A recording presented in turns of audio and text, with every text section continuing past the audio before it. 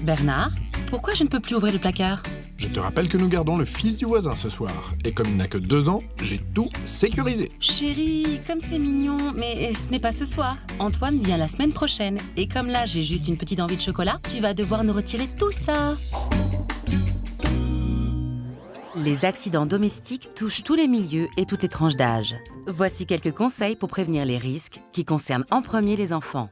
Il faut déjà faire attention aux prises électriques. Il faut mettre des cache-prises, ne pas laisser traîner par terre des multiprises, parce que souvent les enfants ils mettent leurs doigts.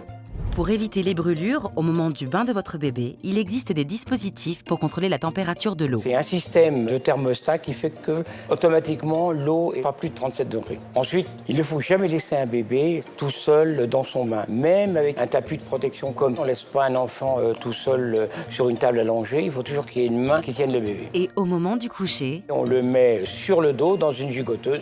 Dans un lit de bébé, il faut surtout qu'il n'y ait pas d'oreiller, de couverture, de duvet, et même éviter qu'il ait son biberon dans la bouche. autre risque important lorsque votre enfant commence à se déplacer, Le danger important, c'est surtout les produits ménagers d'entretien en général. Il faut que ces produits-là soient inaccessibles pour l'enfant. Il existe des systèmes de fermeture des portes, mais il faut faire très attention. Le meilleur, c'est quand même en hauteur.